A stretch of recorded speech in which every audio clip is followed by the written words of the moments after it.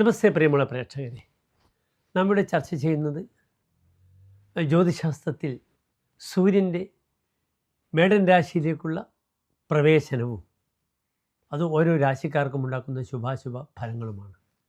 സൂര്യൻ മേടൻ രാശിയിൽ പ്രവേശിക്കുമ്പോൾ നാം മനസ്സിലാക്കേണ്ടത് എന്താണ്? ആ പ്രവേശിക്കുന്ന ദിവസമാണ് വിഷു സമാഗതമാകുന്നത്. ഈ വർഷം സൂര്യൻ മേടം മാസത്തിൽ പ്രവേശിക്കുന്നത് 1200 മേടമാസം 1-ാം തീയതി പുലർച്ചെ 3:15 അതായത് 2025 ഏപ്രിൽ മാസം 14-ാം തീയതി കാലത്ത് 3:15 സമയത്താണ് സൂര്യൻ്റെ മേടൻ രാശിയിലേക്കുള്ള സംക്രമണം എന്നൊക്കെ നാം പറയും. ഇതിനെയാണ് ലോക മലയാളികളെല്ലാം തന്നെ നമ്മുടെ ഭാരതീയ കലണ്ടർ പ്രകാരം വിഷുവായി ആഘോഷിക്കുന്നത്. ഏറ്റവും അധികം പ്രാധാന്യം സൂര്യൻ ഉണ്ടാകുന്ന മാസമാകുന്നു മേടമാസം. എന്തെന്നാൽ എല്ലാ ഗ്രഹങ്ങൾക്കും ഉച്ചസ്ഥിതിയും മൂലക്ഷേത്രസ്ഥിതിയും സ്വക്ഷേത്രസ്ഥിതിയും നീചസ്ഥിതിയുമുണ്ട്. ഇവിടെ സൂര്യൻ മേടത്തിലാണ് തൻ്റെ ഉച്ചം ക്ഷേത്രമായി നാം കണക്കാക്കുന്നത്. മേടം 10 10-ാമുദയം. എന്താണ് ജ്യോതിശാസ്ത്രത്തിൽ സൂര്യനത്തെ പ്രാധാന്യം? സൂര്യൻ ജ്യോതിഷത്തിൽ രാജാവാകുന്നു, ചന്ദ്രൻ രാജ്ഞിയാണ്. സൂര്യനാകുന്നു ആത്മപ്രഭാവം, താതശ്ച ആത്മപ്രഭാവ. തൻ്റെ പിതാവും തൻ്റെ ആത്മപ്രഭാവം, പൗരുഷം, പേഴ്സണാലിറ്റി ഇതൊക്കെ ചിന്തിക്കുന്ന ഗ്രഹമാകുന്നു സൂര്യൻ. അതിനാൽ സൂര്യൻ തൻ്റെ ഉച്ചരാശിയിൽ വരുമ്പോൾ ഒരു വ്യക്തിക്ക് പൗരുഷമുണ്ടാകുന്നു, ആത്മപ്രഭാവമുണ്ടാകുന്നു, വ്യക്തിത്വമുണ്ടാകുന്നു. വ്യക്തിത്വമുണ്ടെങ്കിൽ മാത്രമേ ഒരു സദസ്സിൽ കയറി ശോഭിക്കാനൊക്കെ പറ്റുകയുള്ളൂ. അതാണ് ആത്മപ്രഭാവം. സൂര്യൻ രാജാവാണ്, കിരീടം വെക്കാത്ത രാജാവാണ് സൂര്യൻ. സൂര്യനിലാണ് ഈ ലോകത്തെ എല്ലാ ചൈതന്യവും കുടികൊള്ളുന്നത്. ഞങ്ങൾ ജ്യോതിഷികൾ തന്നെ ഒരു കവടിക്രിയ നടത്തുമ്പോൾ ഓം മൂർത്തിത്വേ പരികൽപ്പിത ശശഭൃതോ പത്മാപുനർജന്മനാം ആത്മേത്യാത്മവിതാം ക്രതുശ്ച യജതാം ഭർത്താമര ജ്യോതിഷാം ലോകാനം പ്രളയോദയ സ്ഥിതിവിപുശ്ചാനേകഥാ യഃ ശ്രുതൗ വാചം ന സദധാതു നൈകകിരണ ത്രൈലോക്യ ദീപോരവിഹി എന്ന അതിശക്തമായ വരാഹമിഹിര ഹോരയിലെ ആദ്യത്തെ ശ്ലോകം ചൊല്ലിക്കൊണ്ടാണ് ഞങ്ങളുടെ കവടിക്രിയ ആരംഭിക്കുന്നത്. പ്രഭാവമാകുന്ന വ്യക്തിത്വമാകുന്നു സൂര്യൻ. ഈ സൂര്യൻ ഇതാ മേടൻ രാശിയിലേക്ക് പ്രവേശിക്കുകയാണ്.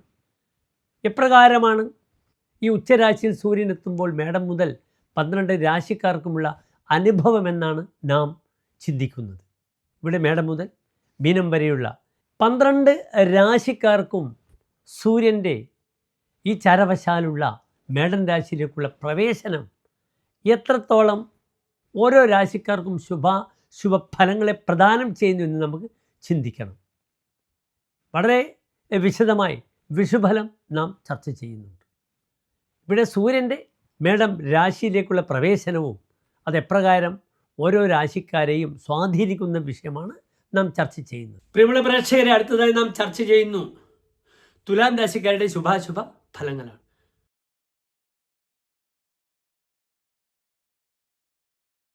ചിത്ര നക്ഷത്രത്തിൻ്റെ അവസാനത്തെ 30 നാഴിക, ചോതി വിശാഖ നക്ഷത്രത്തിൻ്റെ ആദ്യത്തെ 45 നാഴിക വരുന്ന 2.25 നക്ഷത്ര സമൂഹമാകുന്നു തുലാം രാശി.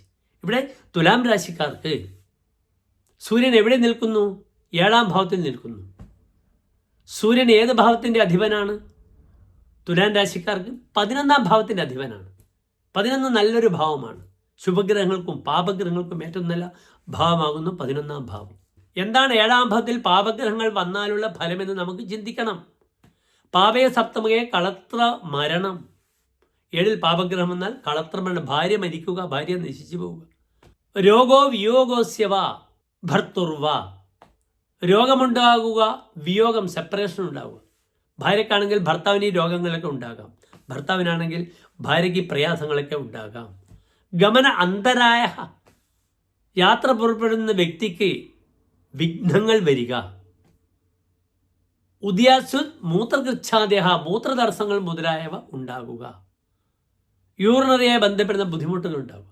7-ാം ഭാവം ലിംഗത്തിൻ്റെ ഊർധ്വഭാഗമാകുന്നു, വസ്തിപ്രദേശമാകുന്നു. നാഭിയും ലിംഗത്തിനും ഇടയിലുമുള്ള ഭാഗമാകുന്നു. നമ്മുടെ പ്രധാനപ്പെട്ട എല്ലാ കുടലുകളും കാര്യങ്ങളുമൊക്കെ വരുന്ന വൻകുടൽ, ചെറുകുടൽ, പാൻക്രിയാറ്റിക്, പ്രോസ്ട്രേറ്റ്, ഇവിടെ അത്യുഷ്ണത്തിൽ നിൽക്കുന്ന സൂര്യൻ നിൽക്കുമ്പോൾ ആ ഭാഗങ്ങൾക്കൊക്കെ ബുദ്ധിമുട്ടുകൾ ഉണ്ടാക്കും. മദനെ പാപസമേതേ ദാഹാധികമപി ഗൃഹസ്യ ജായായ. 7 പാപഗ്രഹങ്ങൾ വരുമ്പോൾ ഭാര്യയുടെ വീട്ടിൽ തീ കൊണ്ട് ബുദ്ധിമുട്ടുണ്ടാകും.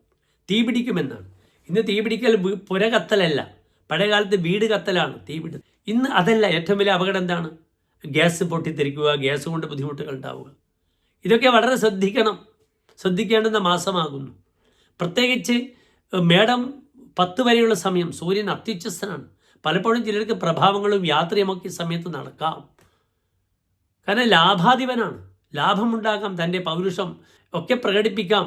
പലപ്പോഴും ഈ വിഷയത്തിൽ നിങ്ങൾ മനസ്സിലാക്കേണ്ടിരുന്ന കാര്യം, പ്രാപ്തിയുള്ള ഭാര്യയാണെങ്കിൽ അവർക്ക് ഗവേഷണം നടത്താം, അവർക്ക് ജോലി കിട്ടി വിദേശത്ത് പോകാം. അങ്ങനെ ഭാര്യയുമായി പാർഷ്യൽ സെപ്പറേഷൻ ആകാം. പ്രധാനപ്പെട്ട ഒരു കാര്യമാണ്. സമർത്ഥയായ ഭാര്യയാണെങ്കിൽ ഭാര്യാഭർത്തക്കന്മാർ പിരിഞ്ഞിരിക്കും. അത് വഴക്കിലൂടെയല്ല. റിസർച്ചിന് പോകുന്നു ഭാര്യ വിദേശത്തേക്ക്, അല്ലെങ്കിൽ ഭാര്യയ്ക്ക് ഒരു ജോലി കിട്ടുന്നു, ആ ജോലി കിട്ടി ഭാര്യ സേഫാകുന്നു. ഇവിടെ പാർഷ്യലി സെപ്പറേറ്റഡ് ആണ് ഭാര്യയും ഭർത്താവും. അങ്ങനെ ചിന്തിക്കുക. അല്ലെങ്കിൽ ഭാര്യയും ഭർത്താവ് ഒരു സ്ഥലത്ത് ഭാര്യയ്ക്ക് ജോലിയിൽ പ്രമോഷനായി ഭാര്യ മറ്റൊരു ജില്ലയിലേക്ക് പോകുന്നു. അങ്ങനെ അവർ പാർഷ്യലി സെപ്പറേറ്റ് ആകുന്നു. അത് നല്ലൊരു ഫലമല്ലേ? ആചാര്യൻ നിങ്ങളിൽ പറഞ്ഞിരിക്കുന്ന ഫലം വളരെ നല്ലതാണ്. നിങ്ങൾ അതിനെ നല്ല രീതിയിൽ വ്യാഖ്യാനിക്കണം. സ്വൽപ്പം വൃത്തവിചിത്തം അർത്ഥബഹുളം ശാസ്ത്രപ്ലവം പ്രാരംഭേ വരാഹമിഹിർ ആചാര്യൻ. ജ്യോതിഷമാകുന്ന തോണി, ശാസ്ത്രമാകുന്ന തോണി നിങ്ങൾക്ക് തരുമ്പോൾ അദ്ദേഹം പറഞ്ഞെന്താണ്? ഇത് സ്വൽപ്പമാണ്. ലോകത്തിലെ എല്ലാ കാര്യങ്ങളും ഞാനിതാ 365 ശ്ലോകങ്ങളിലൂടെ നിങ്ങൾക്ക് പറഞ്ഞു തന്നിരിക്കുന്നു. ഇത് സ്വൽപ്പമാണ്, വൃത്തവിചിത്രമാണ്, പല വൃത്തങ്ങളുമുണ്ട്. അർത്ഥവിചിത്രം, വിചിത്രമായ അർത്ഥങ്ങളാണ്. നിങ്ങൾ വ്യാഖ്യാനിച്ചു കൊള്ളണം. 4-ാം ഭാവത്തിൽ വ്യാഴം വരുമ്പോഴും ശുക്രൻ വരുമ്പോഴും ഹോരാചാര്യർ ഭാവബലത്തിൽ പറഞ്ഞിരിക്കുന്നത് എന്താണ്? സുഖി എന്നാണ്. സുഖത്തോടു കൂടിയിരിക്കും. നിങ്ങൾ മനസ്സിലാക്കണം, ഇവിടെ വ്യാഴമുണ്ടാക്കുന്ന സുഖം ആത്മീയമാണ്, സ്പിരിച്വലാണ്. ശുക്രൻ ഭൗതിക സുഖകാരകനാണ്. 4-ൽ ശുക്രനാണെങ്കിൽ സുഖി, അത് ഭൗതികമായ സുഖമാണ് അദ്ദേഹം ഉണ്ടാക്കുന്നത്. അത് നിങ്ങൾ മനസ്സിലാക്കിയാൽ ജ്യോതിഷം നാളെ നിങ്ങൾക്ക് മനസ്സിലാക്കാം, നിങ്ങൾക്കും പഠിക്കാം. പ്രഗത്ഭനായ ഒരു ജ്യോതിഷിയാകാം നിങ്ങൾക്കും.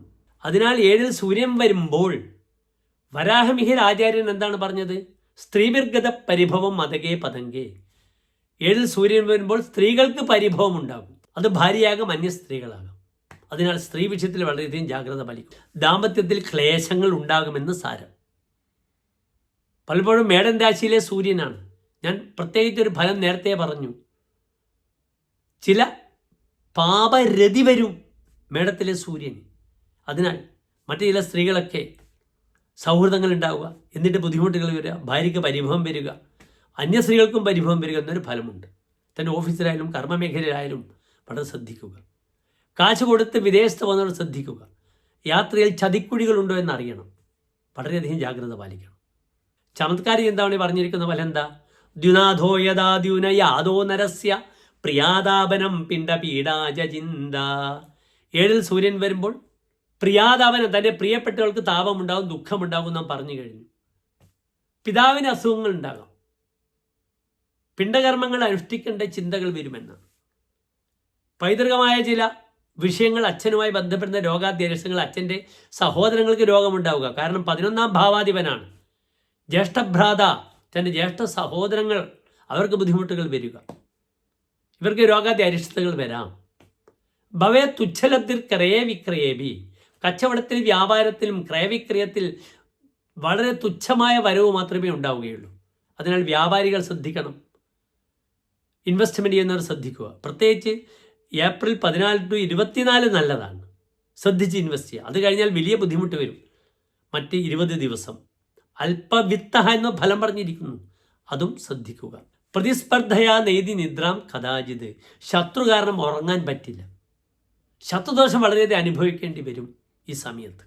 അതിനാൽ ശിവക്ഷേത്രത്തിൽ നിർബന്ധമായും തുലാൻ രാശിക്കാർ മൃത്യുഞ്ജയ ഹോമം ചെയ്യണം, മൃത്യുഞ്ജയ പുഷ്പാഞ്ജലി ചെയ്യണം, ശിവന് കൂവളമാല ജലധാര ചെയ്യണം. മൃത്യുഞ്ജയ ഹോമം ചെയ്താൽ എന്താണ് ഇതിൻ്റെ ഗുണം? സർവരുജാം ശാന്തയെ വിധേയം സ്യാത്. എല്ലാ രോഗത്തിൻ്റെയും ശാന്തിക്ക് ചെയ്യേണ്ടതാണ്, അനുഷ്ഠിക്കേണ്ടതാണ്. തീവ്രതരെ ആഭിചാരേ, എത്ര തീവ്രമായ ആഭിചാര ദോഷത്തിനും വളരെ നല്ലതാണ്. അതിനാൽ മൃത്യുഞ്ജയ ഹോമം നിങ്ങളുടെ നക്ഷത്രത്തിന് ചെയ്യുക. എന്നിട്ട് ചെറിയ ചെറിയ ദോഷങ്ങൾക്കൊക്കെ പരിഹാരമുണ്ടാക്കുക. യാത്ര വളരെ ശ്രദ്ധിച്ചിട്ട് ചെയ്യുക. അധോമുഖ രാശി ആരൂഢമാണ് തുലാൻ രാശി. ടൂ വീലർ ഉപയോഗിക്കുന്നവർ ശ്രദ്ധിക്കണം. കാരണം തുലാൻ രാശി ദ്വിപാദ രാശിയാണ്, 2 പാദങ്ങളാണ്. ടൂ വീലർ ഉപയോഗിക്കുന്നവർ ശ്രദ്ധിക്കുക. വാഹനാപകടത്തിന് വളരെയധികം സാധ്യതയുള്ള മാസമാണ്, ശ്രദ്ധിക്കണം. ഓം നമഃ ശിവായ എന്ന പരിഹാരങ്ങൾ ചെയ്യുക. ആദ്യത്തെ ഹൃദയ മന്ത്രം ഒരു വലിയ ജപമായി മാറട്ടെ. എല്ലാ പ്രിയപ്പെട്ട പ്രേക്ഷകർ ഒരു ശോഭനമായ നല്ലൊരു മാസത്തെ ആശംസിക്കുന്നു. നന്ദി, നമസ്കാരം.